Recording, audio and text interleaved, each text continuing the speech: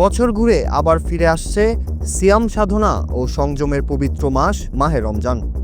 মধ্যপ্রাচ্য সহ বিশ্বের বিভিন্ন দেশে আয়োজন আর বিশেষ প্রার্থনায় পালিত হয়ে থাকে মুসলিম উম্মার এই গুরুত্বপূর্ণ ধর্মীয় রীতি। মধ্যপ্রাচ্যে রমজান মানেই বিশেষ মাস, তাই তো সরকার থেকে শুরু করে সাধারণ মানুষের কাছে বিশেষ গুরুত্ব পায় এই মাসটি।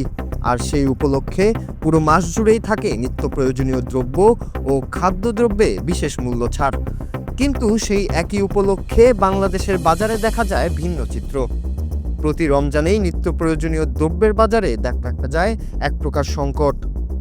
পণ্যের দাম হয়ে যায় আকাশচুম্বী। ফলে সিয়াম সাধনা, সংযম ও প্রার্থনার পবিত্র এই মাসটিও দ্রব্যমূল্যের কারণে সাধারণ মানুষের দীর্ঘশ্বাসের কারণ হয়ে দাঁড়ায়।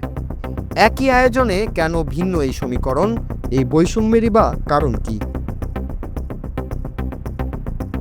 প্রথমত, মধ্যপ্রাচ্যের দেশগুলোতে ব্যবসায়ীরা রমজান মাসকে কেবল মুনাফা অর্জনের সময় হিসেবে না দেখে পুণ্য বা সওয়াব হাসিলের সুযোগ হিসেবে বিবেচনা করেন, যেখানে বড় বড় সুপার শপ এবং আমদানিকারকরা স্বপ্রণোদিতভাবে শত শত পণ্যের উপর বিশাল মূল্য ছাড়ের ঘোষণা দেন।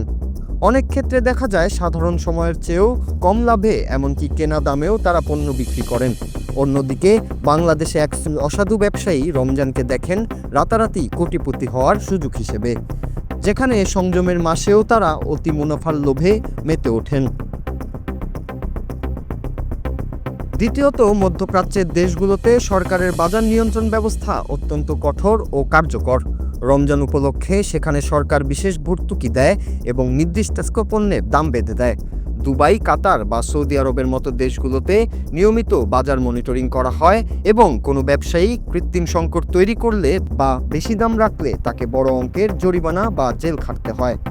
বাংলাদেশেও বাজার মনিটরিংয়ের চেষ্টা করা হয়, কিন্তু শক্তিশালী সিন্ডিকেট ও দুর্বল নজরদারির কারণে অনেক সময় সরকারের নেওয়া পদক্ষেপগুলো খুচরা পর্যায়ে পৌঁছাতে পারে না। তৃতীয়ত, মধ্যপ্রাচ্যে চাহিদার সাথে সামঞ্জস্য রেখে অনেক আগ থেকেই পর্যাপ্ত মজুত নিশ্চিত করা হয়, ফলে রমজানে বাড়তি চাহিদার কারণে বাজারে ঘাটতি তৈরি হয় না।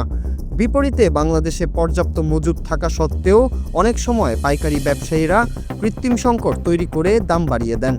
এছাড়া বাংলাদেশে উৎসবের ঠিক আগে সাধারণ মানুষের মধ্যে অতিরিক্ত পণ্য কেনার একটি প্রবণতা বা প্যানিক বাইং দেখা যায়, যা অসাধু ব্যবসায়ীদের সুযোগ করে দেয় দাম বাড়ানোর জন্য। মধ্যপ্রাচ্যে সুশৃঙ্খল সরবরাহ ব্যবস্থার কারণে এমন অস্থিরতা তৈরি হয় না।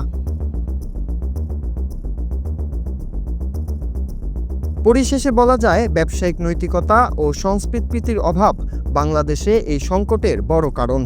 মধ্যপ্রাচ্যের ব্যবসায়ীরা বিশ্বাস করেন রমজানে মানুষকে সেবা দিলে তাদের ব্যবসায় বরকত হবে, কিন্তু আমাদের দেশে অধিকাংশ ক্ষেত্রে ব্যবসায়ীরা ভোক্তাকে জিম্মি করে অধিক লাভ করতে চায়। যতক্ষণ না পর্যন্ত ব্যবসায়ীদের মধ্যে এই মানসিক পরিবর্তন আসবে এবং কঠোর আইনি প্রয়োগের মাধ্যমে সিন্ডিকেট ভাঙাবে, ততক্ষণ মধ্যপ্রাচ্যের মতো স্বস্তি বাংলাদেশের বাজারে পাওয়া কঠিন।